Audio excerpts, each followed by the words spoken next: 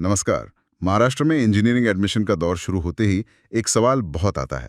ये minority quota मतलब अल्पसंख्यक कोटा क्या है? हाँ, और ये सवाल काफी छात्रों और पेरेंट्स के मन में होता है। अप्लाई कैसे करें, फायदा क्या है? बिल्कुल। तो आज हम इसी पर बात करेंगे, खास तौर पर सीईटी सेल के कैप राउंड्स के जरिए एडमिशन कैसे होता है इस पर। जी, हमारा मकसद साफ है, ये अल्पसंख्यक संस्थान कौन से हैं, कौन छात्र इनमें अल्पसंख्यक माने जाते हैं और प्रोसेस क्या है। और ये सारी जानकारी सरकारी दस्तावेजों और सीईटी सेल की वेबसाइट पर आधारित है ना? बिल्कुल, एकदम लेटेस्ट जानकारी के हिसाब से। चलिए, तो शुरू करते हैं बिल्कुल बेसिक से। ये अल्पसंख्यक शैक्षणिक संस्थान मतलब माइनॉरिटी इंस्टीट्यूट्स होते क्या हैं? देखिए, ये सरकार से मान्यता प्राप्त इंजीनियरिंग कॉलेज हैं और इन्हें किसी खास नोटिफाइड अल्पसंख्यक समुदाय के लिए कुछ सीटें रिजर्व रखने की परमिशन होती है। अच्छा, किसी खास समुदाय के लिए? धार्मिक या भाषाई? दोनों? ये धार्मिक अल्पसंख्यक भी हो सकते हैं या फिर भाषाई अल्पसंख्यक? और ये रिजर्वेशन कितना होता है, मतलब कितनी सीटों हैं? आमतौर पे ये कोटा 51% होता है, मतलब कुल सीटों का आधा से ज्यादा। 51%? ये तो काफी ज्यादा है। जी हाँ। धार्मिक अल्पसंख्यकों में कौन आते हैं? जैसे मुस्लिम, ईसाई, सिख, बौद्ध, जैन, पारसी। ये नोटिफाइड कम्युनिटीज हैं। ओके। और भाषाई अल्पसंख्यक, ये थोड़ा कंफ्यूजिंग हो सकता है। हाँ, इसमें वो छात्र आते हैं जिनकी मातृभाषा, ध्यान दीजिएगा, मातृभाषा मराठी से अलग है। अच्छा, मतलब जो घर में बोली जाती है वो नहीं, जो ऑफिशियली रिकॉर्डेड है। बिल्कुल, जैसे हिंदी, गुजराती, सिंधी, उर्दू, कन्नड़, तेलुगु, मलयालम, ऐसी कई भाषाएं हो सकती हैं। और इसको साबित कैसे करना होता है? क्या डॉक्यूमेंट लगता है? अक्सर स्कूल लिविंग सर्टिफिकेट यानी एलसी, जिस पर धर्म या मातृभाषा लिखी हो, वो सबसे कॉमन प्रूफ है। एलसी, ठीक है। पर कभी-कभी एक खास फॉर्मेट में एफिडेविट मतलब हलफनामा या फिर उस समुदाय के किसी प्रमुख व्यक्ति का सर्टिफिकेट भी लग सकता है। लेकिन सबसे जरूरी बात मैं फिर दोहराऊंगी, हर साल का सीईटी सेल का जो लेटेस्ट ब्रोशर आता है ना, हाँ हाँ। बस वही फाइनल होता है। उसमें जो लिखा है, जिस फॉर्मेट में लिखा है, वही डॉक्यूमेंट चलेगा, उसके अलावा कुछ नहीं। एकदम पक्की बात, वो ब्रोशर ही गीता, बाइबल, कुरान सब है एडमिशन के लिए। बिल्कुल। अब आते हैं फायदे पर। आपने कहा 51% रिजर्वेशन, तो जाहिर है कंपटीशन कम होता होगा। हाँ, ये सबसे बड़ा फायदा लगता है। सही है।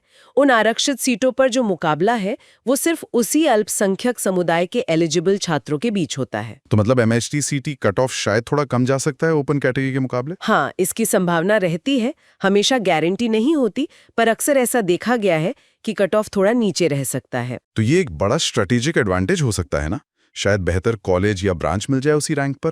बिल्कुल मुमकिन है, पर ये याद रखना बहुत जरूरी है कि एमएचटी सीईटी परीक्षा देना और अच्छा स्कोर करना तो पहला कदम है, वो अनिवार्य है। हाँ, वो तो बेस है, उसके बना तो कुछ नहीं। जी, तो ठीक है, एमएचटी सीईटी दे दिया, स्कोर आ गया, अब सीएपी प्रोसेस में क्या करना है इस कोटे के लिए? रिजल्ट के बाद सीईटी सेल की वेबसाइट पर सीएपी के लिए ऑनलाइन रजिस्टर करना है। ये तो सभी करते हैं। हाँ, इसके बाद आता है सबसे नाजुक, सबसे जरूरी हिस्सा, डॉक्यूमेंट वेरिफिकेशन, दस्तावेज सत्यापन। यहीं पर गड़बड़ होती है अक्सर, है ना? बहुत ज्यादा।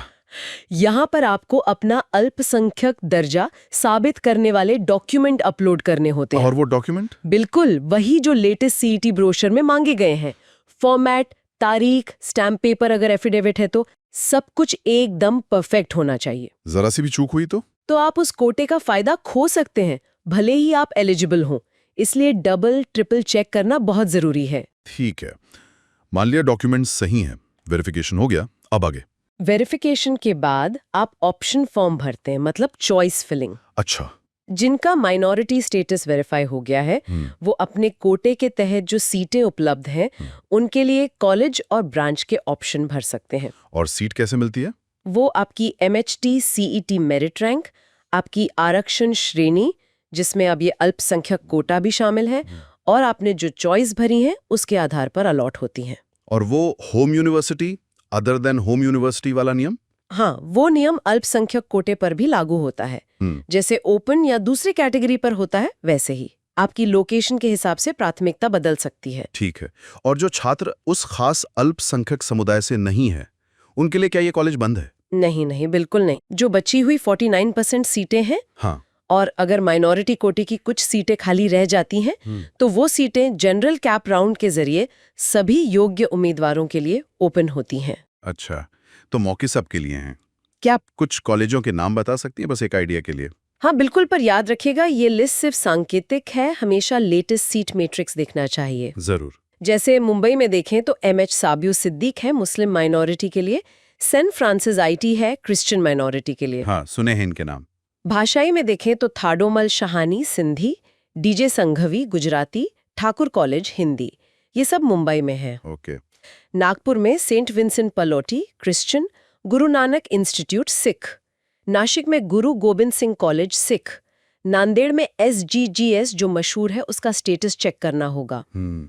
नवी मुंबई में SIES GST है जो साउथ इंडियन भाषाई अल्पसंख्यकों के लिए है, जैसे मलयालम, कन्नड़, तेलुगु। काफी विकल्प हैं।